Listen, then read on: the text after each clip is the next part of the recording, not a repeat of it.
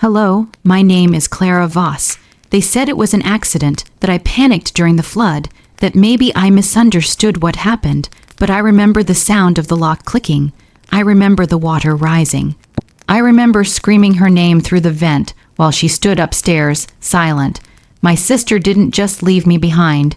She sealed the door shut and made sure no one would believe me. They called me unstable, dramatic, too sensitive to trust with the truth. But if I was so fragile, why did she work so hard to silence me? And what else had she already erased before they finally heard me scream? The power had gone out sometime after midnight. I couldn't tell exactly when. It wasn't like I'd been sleeping peacefully. My brain had been half awake for hours, turning over useless thoughts and trying to tune out the heavy hum of the lavender diffuser my sister insisted I run every night. "It'll help you relax," she'd said, slipping the plug into the outlet like she was doing me a favor.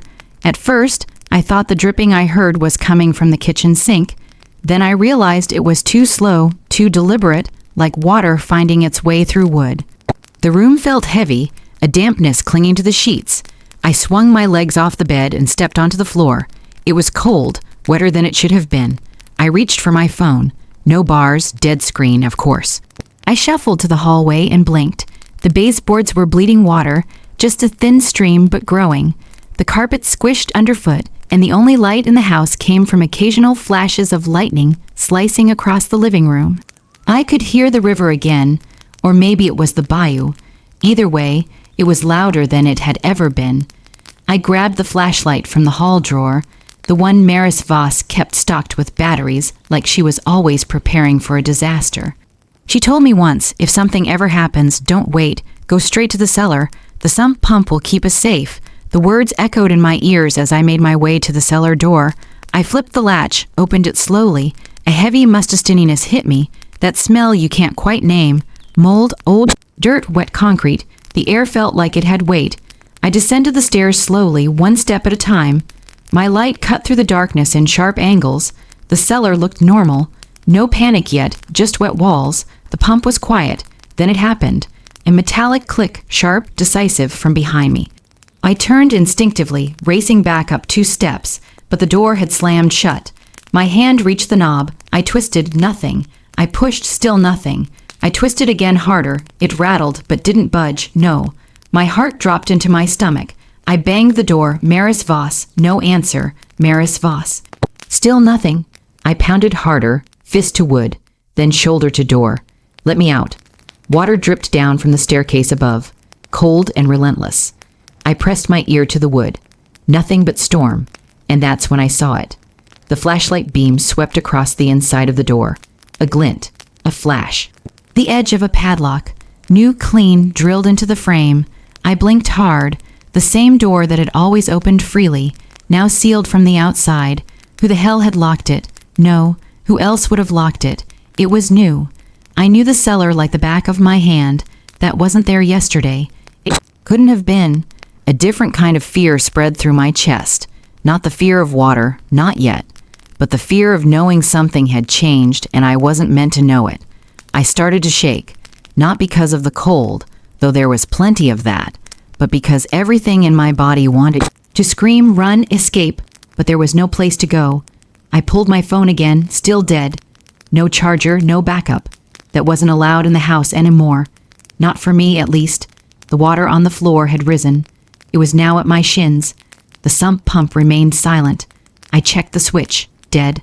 I screamed again. Somebody, please, I'm locked in. I reached the only window in the cellar, too small to crawl through, just a slit near the ceiling, facing the garden. The rain pelted it like bullets.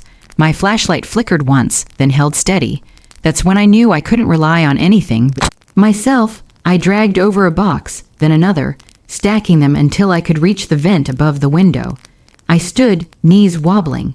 I pressed my mouth to the metal slits. Help, I'm in here, please. Silence, then voices garbled.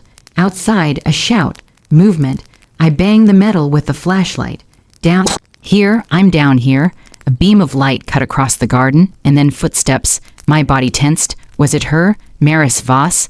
I whispered. No reply, just a low voice. Male. You hear that? My heart slammed against my ribs. I leaned closer to the vent. I'm locked in the cellar. I screamed, "Help! The doors sealed from the outside." "Ma'am," a voice called. "Can you repeat that?" I didn't hesitate. "My sister locked me in the cellar. She wants me dead." There was a pause. I heard another voice, calmer but closer. "Keep talking to me. All right. You're going to be okay." I sank to my knees, sobbing. For the first time, someone had heard me. Not the version Maris Voss curated, not the troubled teen narrative. Me. The water touched the bottom of the boxes. The air smelled metallic. The light outside bounced, flickered, then steadied again. Footsteps scrambled up the side of the house. Then the sound of a walkie-talkie crackling. One man shouted, "We've got a visual. Cellar window." "Partial blockage." Another answered, "Get the gear," she said. "It's locked from the outside." I let my head rest against the vent. The rain poured harder, but my words, my truth, had finally pierced the storm. I held my breath, ears straining. The creak of the door hadn't come from inside, and it hadn't come from me. It was deliberate, slow, controlled, like someone didn't want to be heard, but didn't care if I knew. That was worse. I froze, barely above water, crouched by the vent where I'd last screamed. A shape passed outside the narrow window, a blur low to the ground. It was gone. Before I could catch more than a shadow, I didn't call out this time. I'd learned when to be loud and when silence was safer. My legs were cramping, soaked. The water had crept past my knees now. Each shift sent a ripple through the murky flood around me. I backed away from the window, keeping my eyes on that corner of the room like it might move again. When nothing did, I slid against the wall and tried to breathe without choking on the thick, wet air. Then, out of nowhere, the past crashed into me like my body couldn't keep the memory locked down anymore. It wasn't the first time I'd been trapped down there. 6 months ago, I tried telling someone. It had taken me weeks to work up the courage to say it aloud, to tell an adult, any adult, that Maris Voss had locked me in the cellar once before. My hands had been shaking when I sat down in front of MS. Durney, the academy counselor. She was kind, at least I thought she was. She handed me tissues before I'd even said a word, but I did tell her. I told her everything I could manage between shallow breaths and too much shame. "I think my sister's not safe for me," I'd whispered. Ms. Durney had nodded slowly, eyes soft behind her big, round glasses. "What makes you say that, Eliza?" So I told her about the day it first happened. It was a Tuesday, my birthday. I was 12. I'd forgotten to clean the kitchen like I promised, and I knew she'd be mad, but I didn't expect what came next. Maris Voss walked in while I was setting the table for my own cake. Mom wasn't home. Absent father had already bailed years ago. It was just the two of us that afternoon, and I remember her voice being weirdly sweet. "Come here," she said, smiling too hard. "I left something in the cellar for you." "A surprise?" I blinked. "A surprise?"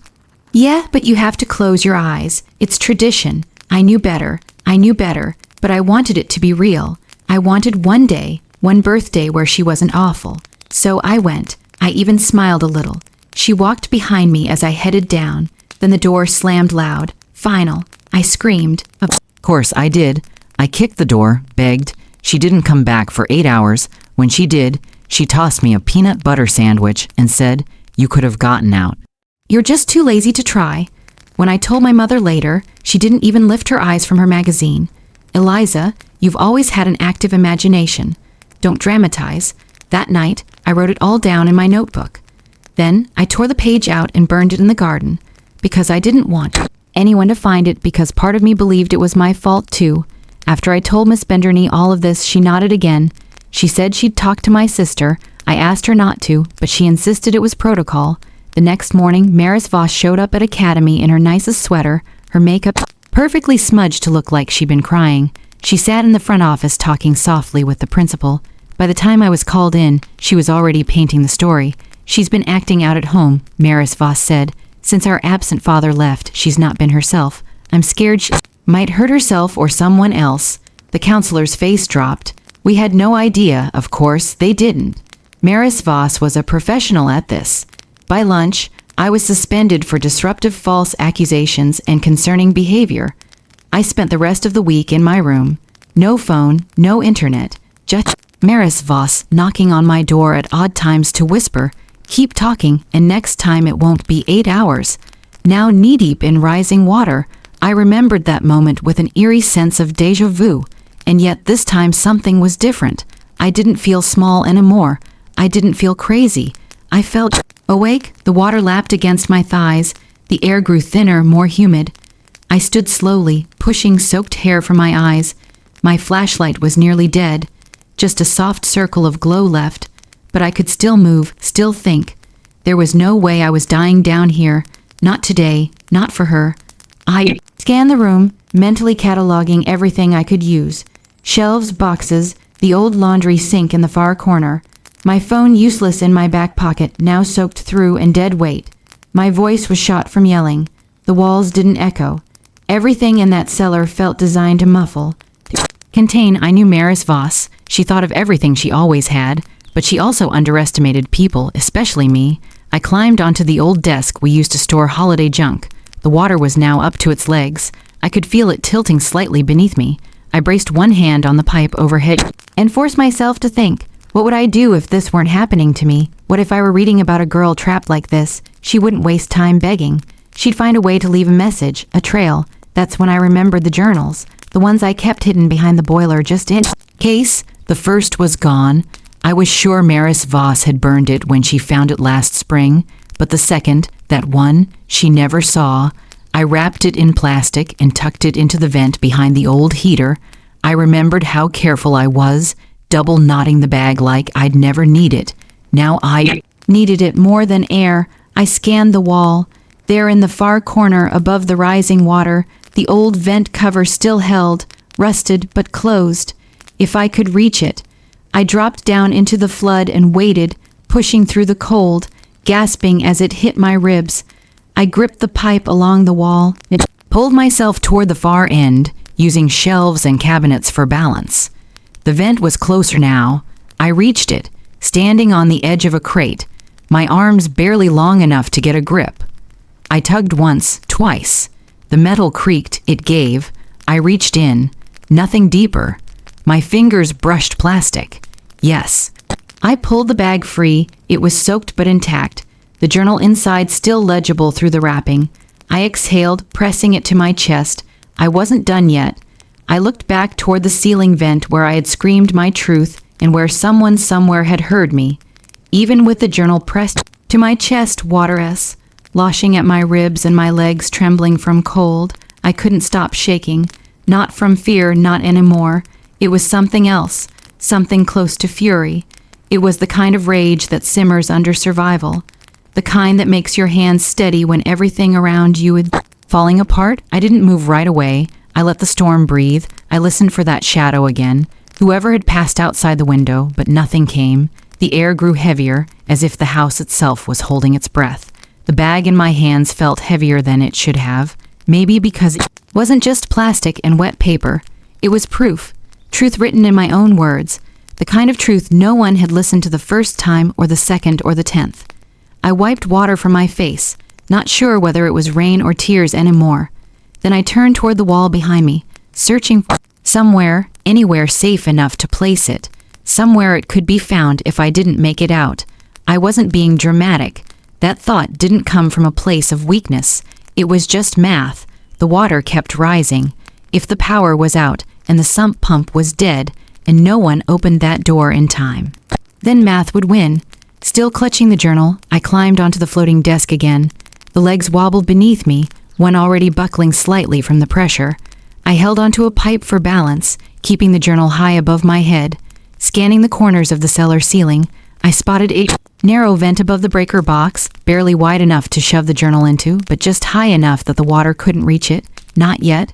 I inched toward it slowly, using my elbows and one knee to stay steady. Then I reached out and wedged the journal inside the vent shaft. My fingers lingered on the bag for a second longer than necessary, like part of me wasn't ready to let it go, but I did, and just like that, it was out of my hands.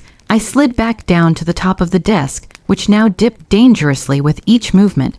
Then I saw something drift by me in the water, a torn page, just one. It floated lazily, as if it had been waiting. I leaned down, caught it before it could pass. The ink had blurred, but one sentence remained readable. If I disappear, it's not by choice. My breath hitched. That was mine. I'd written that 2 months ago, the same night I hid the journal. I remembered scribbling it after one of Maris Voss's little performances in front of Mom, after she'd convinced her I was having another episode and needed more structure. You're lucky to have a sister like Maris Voss. Mom had said that night. She's doing everything she can to keep you stable, structured, silenced. I tucked the floating page into the band of my soaked jeans. I didn't know if it would survive the night, but I couldn't let it go either. My fingers had started to prune. My teeth were chattering, and yet my mind felt clearer than it had in weeks, months. Maybe I hadn't planned for tonight. I wasn't psychic, but I had known something was coming. The way Maris Voss watched me had shifted. Her smiles had gotten tighter, her words more rehearsed. She'd started dropping lines like, "You think people are going to believe you, Eliza. And you keep pushing, and you're going to end up hurting yourself or worse." She never screamed, never hit. She didn't have to. She knew exactly how to make people like me look unstable. I'd spent too many hours replaying that birthday in my head, the one when she first locked me in the cellar. I thought it was a fluke, a moment of cruelty she'd later pretend never happened, but cruelty I'd learned was a habit, not a phase, and now, in the dead of night, with the rain pounding the roof and the floor beneath me steadily vanishing, it all made sense. She had set this up piece by piece. The new padlock, the missing charger, the coincidental power outage, even the smell of lavender that made me groggy, something I thought was comforting, now tasted like control. I thought about the time she asked me with that too sweet voice, "What would you do if you had to start over?" I said something dumb, like, "I don't know. I'd probably write it all down first." And she had smiled as if that was exactly what she'd hoped I'd say. I looked back toward the vent where the journal now sat hidden. I whispered to myself, not for comfort, but for focus. They're going to find it. They have to. Outside, thunder cracked again. A flash of light illuminated the window just enough for me to see a movement. A flashlight beam. It danced across the glass, then disappeared. I sat up straighter, heart pounding again. Voices real this time. Sellers around back. They said the door's sealed. I wanted to scream, but I'd used my voice too many times already. So instead, I pressed my hands to the wall as if my skin could carry the message. I'm here. 1 minute passed, then another. Water reached my chest. I heard footsteps thudding above me fast and heavy. Then a bang, and another. Metal against wood.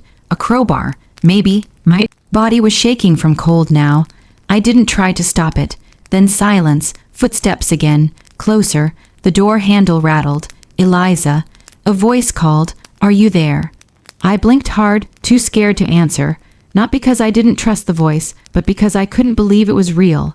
"Eliza, we've got you," the voice said again. "We're opening the door. Just hold on."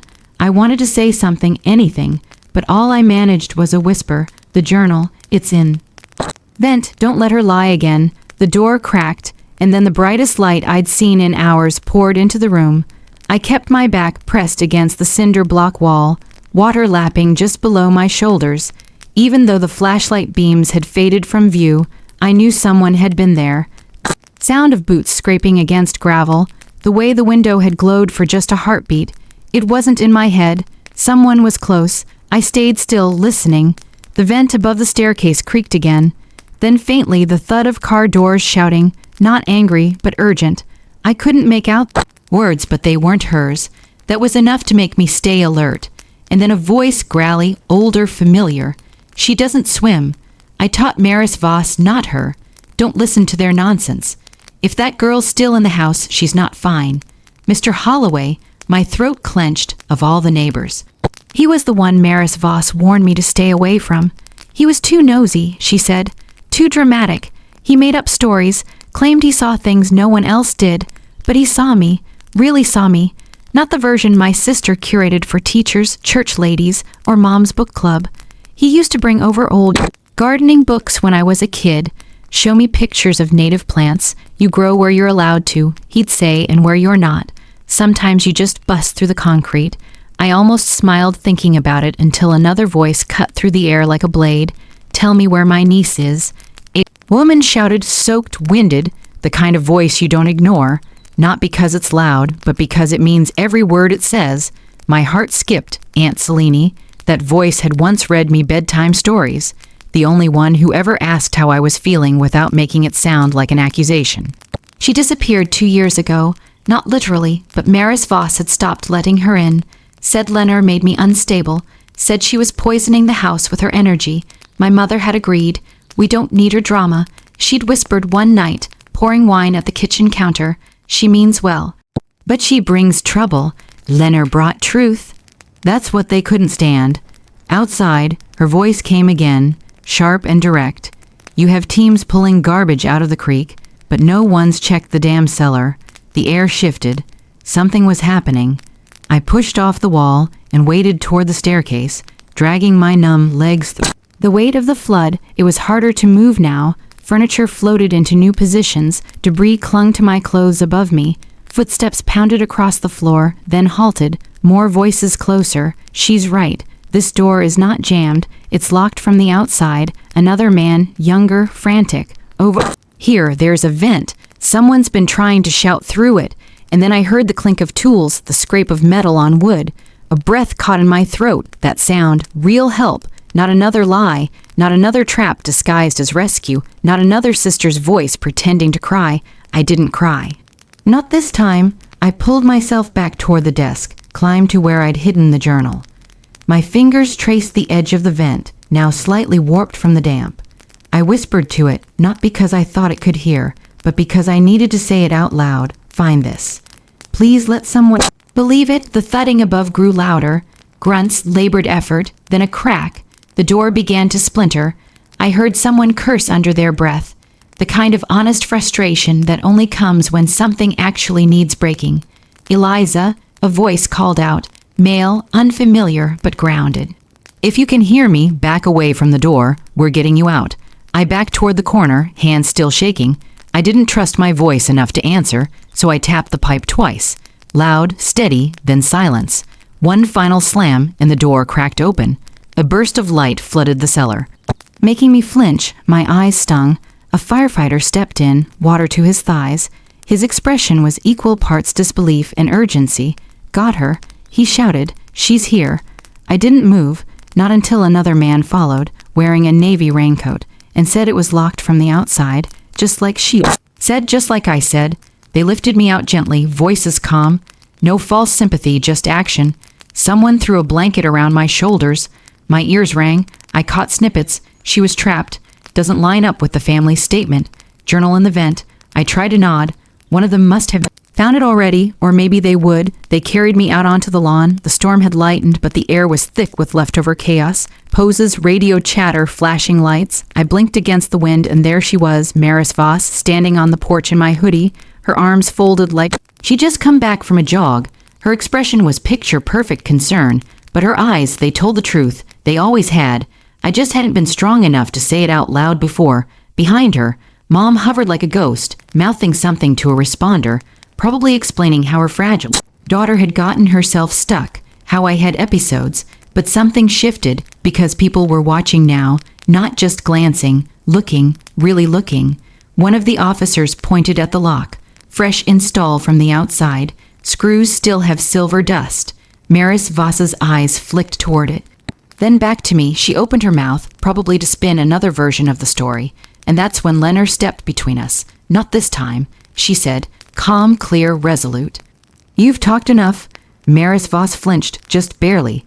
The EMT guided me toward the ambulance. As they took my vitals, I saw another firefighter holding the journal. He held it like it mattered, like it meant something. And for once, it did. This wasn't over. Not yet. But for the first time in a very long time, I wasn't alone. By the time the sunlight broke through the bedroom window of the St. Bridget's clinic room, I was already awake. Not because I'd had a restful sleep. My body was too sore, too stiff, too full of images that wouldn't let me rest, but because my mind had moved to different gear. Survival mode had ended. The real work was just beginning. A nurse I didn't recognize. Short, kind eyes, quiet voice, came in around 7:15. She adjusted the Roman 4 drip and checked the monitor. "You're lucky, sweetheart," she said softly.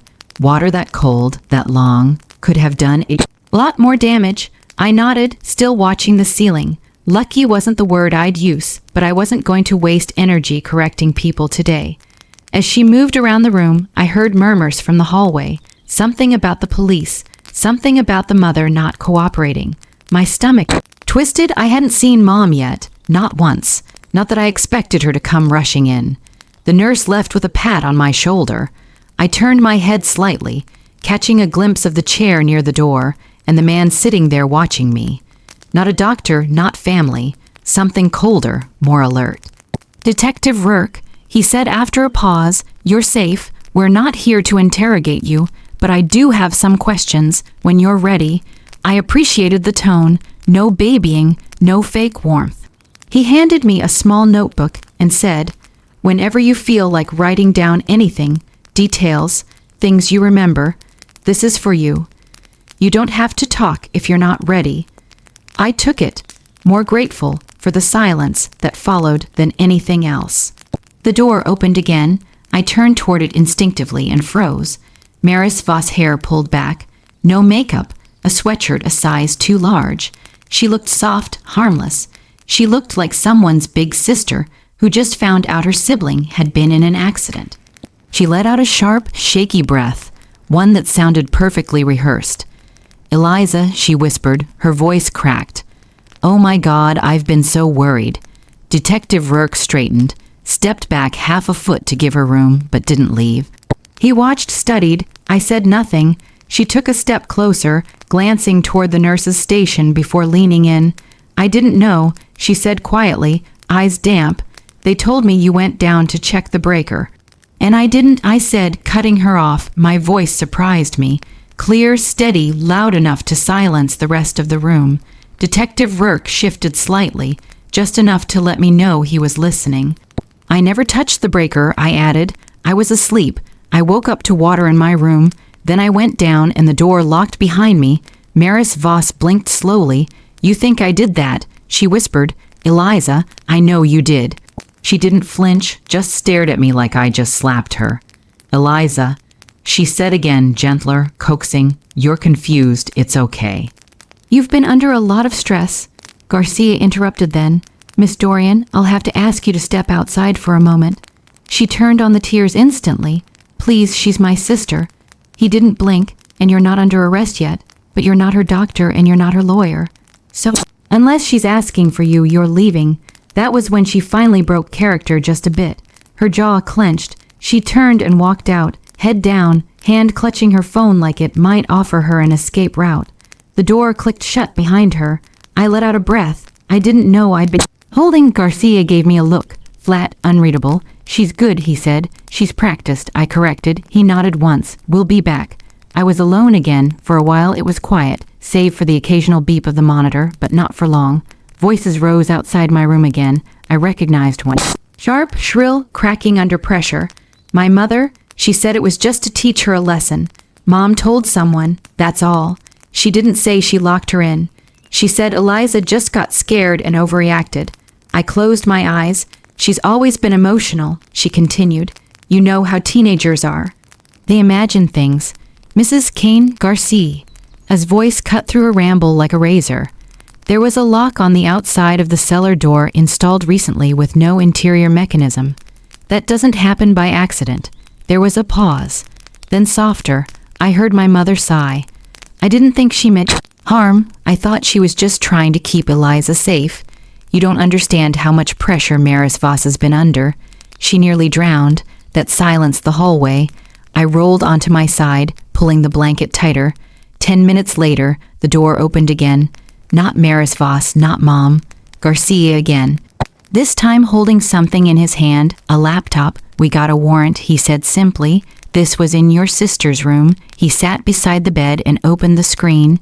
"We found a folder labeled insurance. Inside were PDF files, fake therapist reports, mental health assessments, a fake letter from a clinic that doesn't exist. All of them paint you as unstable, depressive, emotionally manipulative. One even suggested you'd made suicidal threats." I didn't answer. "They're dated weeks before the flood," he added, "and she never showed these to any academy, doctor, or court. It was just there hidden for leverage." Still, I said nothing.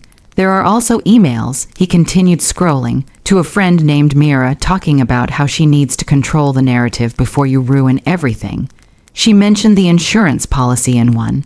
He didn't say the amount. I didn't ask. Instead, I looked at the screen at the open inbox with subject lines like "Re-control her," and "She's not going to win." She planned it, I said finally. Garcia didn't nod, didn't agree or disagree. I want her gone, I added. Not just out of my room, out of my life. He closed the laptop, stood. We're working on it. As he reached the door, he paused. You're not crazy, Eliza. I know people probably told you that 1,000 times, but they were wrong. I didn't say thank you, but something in my chest loosened just a bit. He left, and for the first time in years, I didn't feel like I had to prove I wasn't the problem. They thought I was broken, an unstable, emotional girl who would eventually retreat into silence. But what they didn't see coming was that once you stop trying to convince people you're not the problem, you free up a lot of energy to actually fight. I was discharged later that morning, only after 3 separate evaluations and some intense persuading from Detective Rourke. The St. Bridget's Clinic insisted on sending me home with a trauma specialist's number, a stack of printed resources I knew I'd never read, and a paper bag with my torn jeans and hoodie. I changed in silence, breathing deep, moving slow, my muscles still itched, but my mind sharper than ever. By the time we pulled into the driveway of the Kane house, 2 marked patrol cars were already parked out front. Their presence didn't rattle me. What did shake me briefly was seeing my little brother Jonas sitting on the porch steps with his knees drawn to his chest, eyes darting between officers and his own shoelaces. He looked small, smaller than I remembered, but not because he'd shrunk. I think I just started seeing clearly. Detective Rourke opened his door and gave me a quiet nod. "This is your show now," he said. "Say what you need. We'll handle the rest." I stepped out slowly, the humidity hitting me like a wall. Mississippi Delta air always carried weight, but today it felt heavier than the flood itself. As I made my way toward the porch, Jonas spotted me and stood up so fast he nearly tripped. "Eliza," he whispered. I stopped a few feet from him. For a second, neither of us moved. Then he blurted it out just like that. "I saw her do it. That night, I blinked." "What?" He swallowed hard, eyes darting to the front door. "I saw Maris Voss go to the cellar. I was in the hallway. She had the screwdriver and that dumb lock she said was for the shed." But he stopped, voice cracking. "She told me if I said anything, she'd tell Mom I was the one who broke her laptop." He continued, barely above a whisper. "She said no one would believe me anyway." He looked up at me with guilt so raw it almost knocked the breath out of me. I'm sorry. For a moment, I wanted to wrap my arms around him, tell him it wasn't his fault. But instead, I took a slow breath and said the one thing he needed to hear. "You just did the right thing." Behind us, one of the officers nodded and walked toward the house. The other stayed back. Watching, Jonas sat again, pulling his knees tighter. I let him be. Inside, everything felt too clean, too staged. Maris Voss's handiwork. Candles still sat on the kitchen counter untouched. The floor had been mopped, the windows open to let the smell of bleach out. No one cleaned like that unlet. They had something to erase. Mom was in the living room, arms crossed, wearing that expression she reserved for things she didn't want to deal with. I didn't speak to her, not yet. Instead, I followed Garcia down the hall towards Maris Voss's room, where 2 officers were already sifting through drawers and lifting loose floorboards. One of them held something up, a cream-colored envelope neatly sealed. "This yours?" he asked. I nodded before I even read it. The handwriting was mine. My name, my old academy's address. He handed it to me. I stared at the stamp, unmarked, no post office date. I tore it open with shaky fingers. It was the transfer request. 2 months ago, I'd filled it out after a particularly cruel dinner. Maris Voss had called me a burden, told me I was ruining Mom's health, that maybe it was time I found a place better suited for people like you.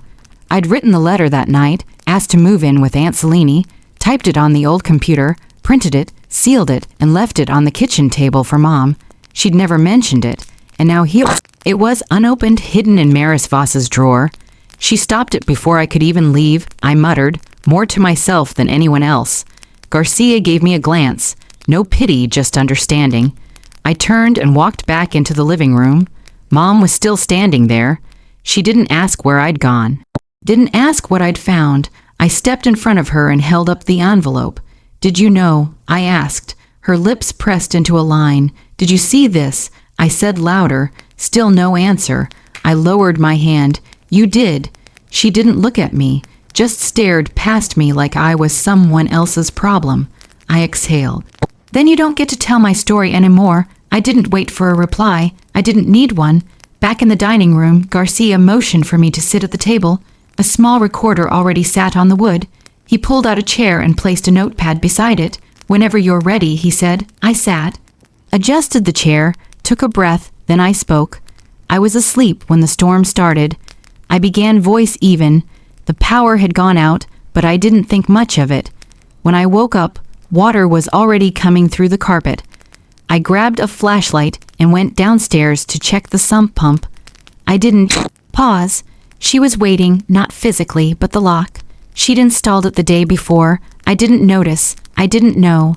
My voice didn't tremble, not once. She knew I'd go down there. She made sure I couldn't come back up. Garcia scribbled a note, then looked up. "You believe she wanted you to die?"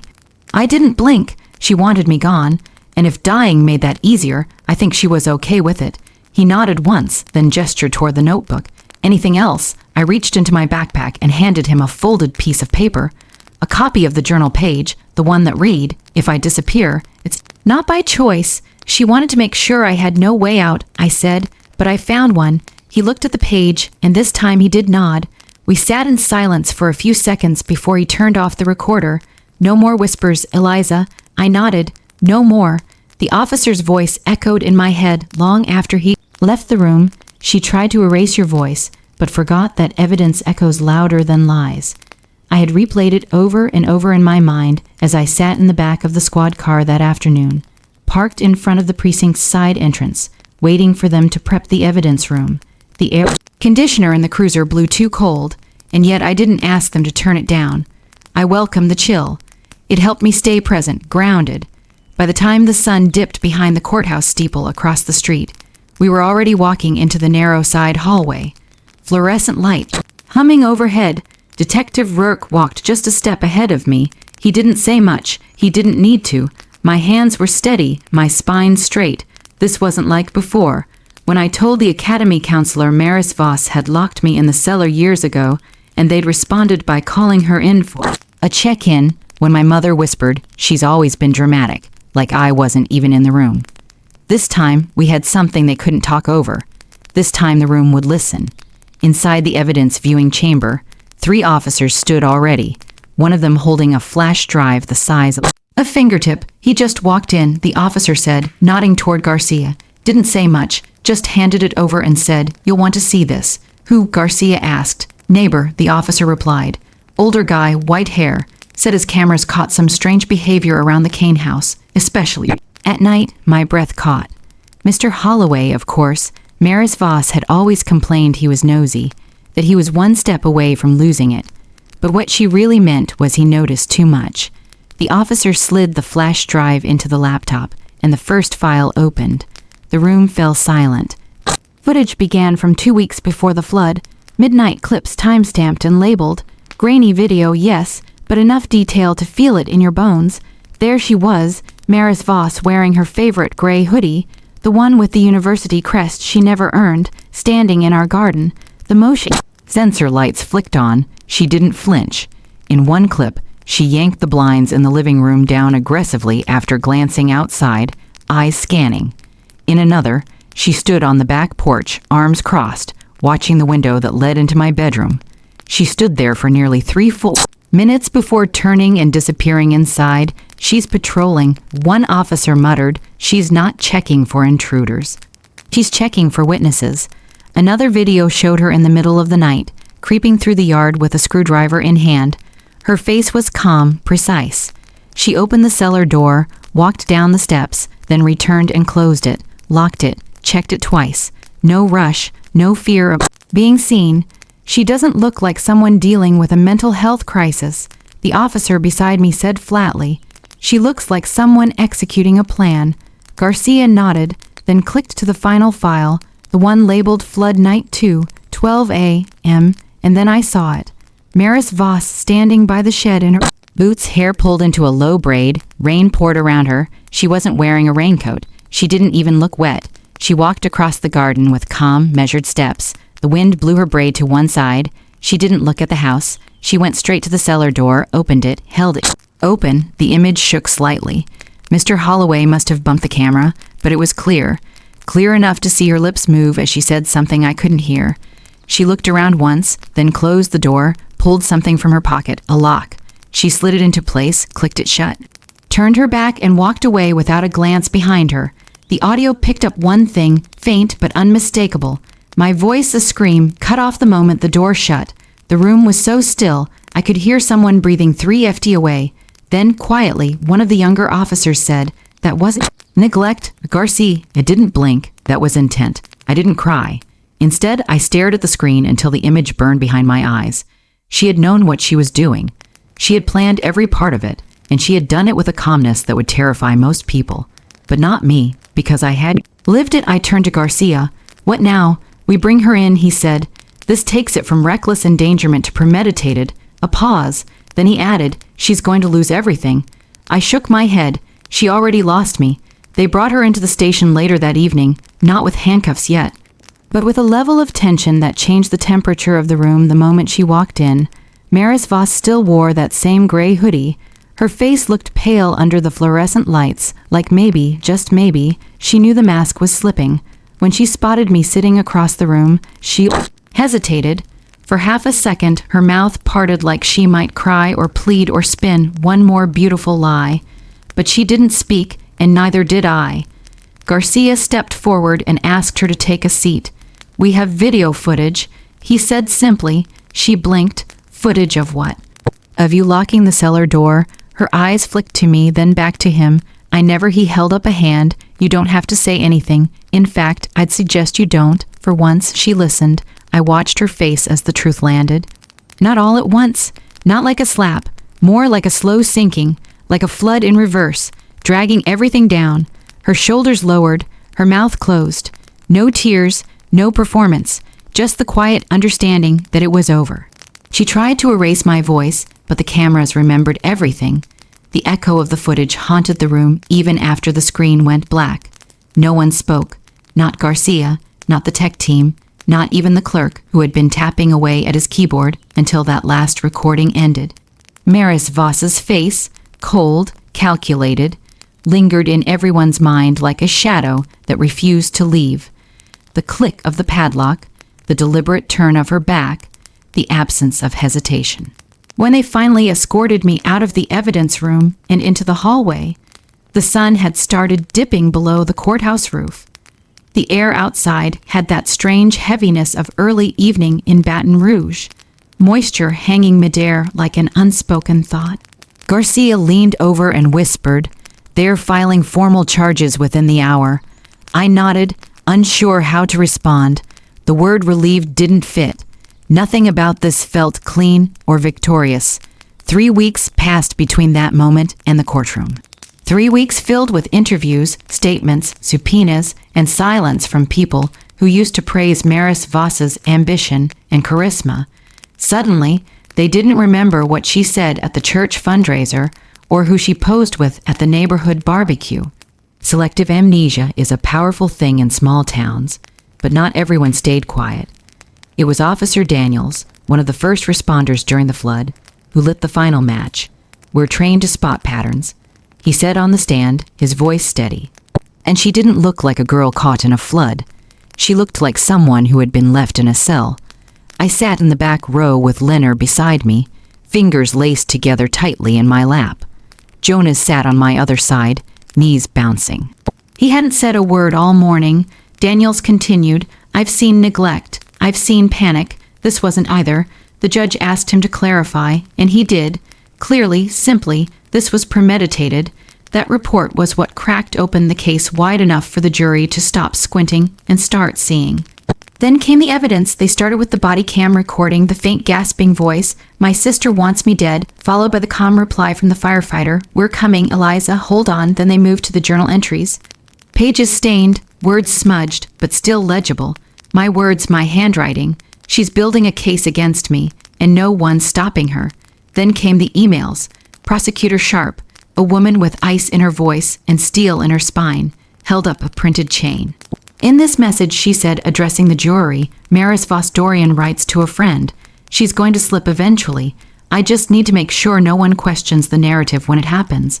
She let that hang in the air a beat longer than necessary. Next was the camera footage, the crown jewel, the one no one could explain away. Maris Voss's attorney tried. They said she was checking for water damage, securing the home, doing her due diligence. That the scream caught in the audio could have come from a neighbor, that the lock had been misunderstood. Sharp didn't flinch. This wasn't an accident. She said during closing arguments, this wasn't a mistake. This was an execution delayed by rain. The courtroom was so still, I could hear someone shift in their seat 2 rows back. When the jury left to deliberate, Leonard finally exhaled beside me. I hadn't even realized she'd been holding her breath. It took them 4 hours. When they returned, their faces were tight. Some avoided looking toward the defense table. Others didn't bother. The 4 persons stood and read the verdict, guilty on all counts. The judge adjusted his glasses before speaking. "You were trusted to protect," he said, staring at Maris Voss. "You chose to punish. This court finds you guilty of attempted murder, felony endangerment, and criminal fraud. You are hereby sentenced to 30 years in state custody without the possibility of parole." Maris Voss didn't react, not at first, no gasp, no tears. She just stared. I'd seen that look before when we were children, and I'd caught her stealing Mom's wedding ring from the jewelry box. She'd stared at me like that then, too. Blank, not defiant, not ashamed, just gone. That was the last time I saw her. She was escorted out of the courtroom in cuffs, wrists low at her sides, steps slow, and resigned. Outside, reporters waited. They swarmed around the exit, cameras flashing like it was a red carpet event. The moment I stepped out with Leonard, microphones were pushed toward me. "Miss Kane, would you like to say something? Do you feel justice was served? What would you tell other young women in your position?" I paused for just a second. The words came easily even though I hadn't rehearsed them. "She tried to lock me away," I said, but the water rose faster than her lies. Then I kept walking. That night, I sat on Leonard's couch wrapped in a blanket that didn't smell like mildew, lavender oil. She made tea, something herbal, nothing fancy, and sat across from me. No words, just company. Jonas came over later bringing a card he made at Academy. It had a picture of a flood drawn in crayon with stick figures and one speech bubble that said, "I'm glad you're okay." I hung it on. The fridge, the courthouse verdict didn't undo the damage. It didn't fix the years of manipulation or give me back the birthdays I spent wondering if I was crazy, but it gave me space to breathe, and that was more than I thought I'd get. The spring came early that year. The air in Baton Rouge softened by March, and the damp heaviness that used to sit in my chest whenever I walked outside had started to lift. It had been a year, 1 year since the flood, 1 year since the lock, 1 year since the truth cracked open and refused to be buried again. The house I lived in now wasn't big. It didn't have polished floors or matching appliances. The walls were uneven in places, and the guest bathroom door stuck every time it rained. But it was safe. It was mine. I lived with Aunt Selene on the edge of town, close enough to hear the highway, but far enough that I could sleep through the night without headlights dancing across the ceiling. My bedroom had 2 windows that stayed open most days, and a lock on the inside I had installed myself. Not because I needed it, but because I chose to. That room became something I never thought I'd have again. A place no one tried to rewrite who I was. On most mornings, I'd wake to the smell of coffee and Leonard humming some old Motown tune as she made her tea. She never hovered, never asked too many questions, just existed, steady and warm, like a grounding cord I didn't know I needed. That morning, as sunlight streamed through the curtains, I decided it was time to finish going through the last box from the old house, the one labeled Eliza's things, scribbled in Sharpie across the side. It had sat untouched in the corner of my closet for months. I'd moved it twice, once when I reorganized my bookshelf, and again when I needed space for winter coats, but I hadn't opened it, not until now. I pulled it onto the floor, exhaling as I cut the old packing tape. The cardboard flaps gave easily on top. There were birthday cards, half still in their envelopes signed in Mom's looping cursive. "Love you always, even when you're being difficult." One had a $5 bill still tucked inside. Below that were Academy Awards, Most Improved, Perfect Attendance, Outstanding Effort. None of them had ever made it to the wall. I smiled wryly, brushing dust off the corners. Then I found it. A plain wrinkled envelope.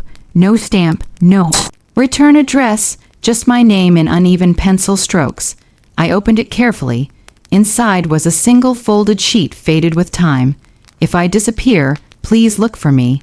I wouldn't leave you. I promise. I stared at it for a long time.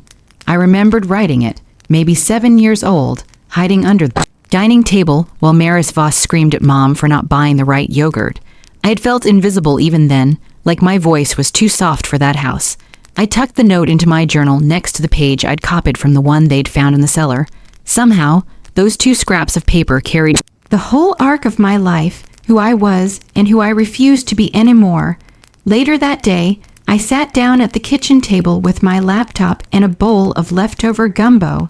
I hadn't planned to go looking, but curiosity crept in while I scrolled through local news. I found it by accident, a real estate article about recent foreclosures in the area.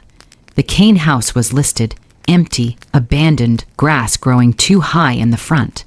Mold warnings posted on the door. There was a photo of the living room. It had clearly been taken for evidence. Behind the cracked mantel was a family portrait. Mom, Maris Voss. And Jonas, I wasn't in it, not cropped out, just never included. The date stamp said it was taken 3 years ago. I didn't feel angry. I didn't feel sad. I just closed the tab. That night, I stood in front of a room full of folding chairs and women who looked just like I had. Tired, cornered, and desperate for a story that didn't end with defeat. It was my first time speaking to a trauma support group organized by the local women's shelter and hosted at the community library. There were no cameras, no reporters, just people. I started simply. My name is Eliza Kane, I said, holding the microphone loosely, and a year ago, I nearly drowned in a house I was supposed to feel safe in. The room held its breath. I was locked in a cellar during a flood. I continued. They called it an accident. She called it a misunderstanding, but I knew better. I didn't list every moment. I didn't need to. I spent years being told I was too sensitive, too dramatic, too unstable. But the truth? I let the silence sit a moment longer. The truth has a way of floating back up, no matter how deep someone tries to bury it. A woman in the back nodded slowly. Another reached for a tissue. I used to think survival meant staying quiet. I said, but now I know it means speaking when it's hardest. I ended with the line I've been writing and rewriting in my journal for weeks. They tried to trap me in silence, but I turned that silence into a voice. Afterward, a few women came up to thank me. One gave me a hug and whispered, I didn't know anyone else ever wrote letters like that. On the ride home, Leonard didn't say much. She just turned the radio low and handed me a bottle of water. You did good, kid, she finally said at a red light. I smiled. I didn't feel scared. You didn't look scared. Back home, I curled up in bed with my journal in my lap. The same journal that once held my fear now held my freedom. I flipped to the last page, pressed the pen against the paper, and whispered to no one but myself. Some wounds stay, but so do I. Sometimes the people we fear most aren't strangers. They're the ones who share our last name. Eliza's story reminds us that healing doesn't always come from justice served in court, but from reclaiming your own voice after years of silence. How many others are still trapped in stories written by someone else? If this story resonated with you or made you think of someone, you're not alone. What would you do if the person you trusted most turned out to be the one trying to erase you? Let us know in the comments. And don't forget to subscribe for more powerful, true, inspired stories like this.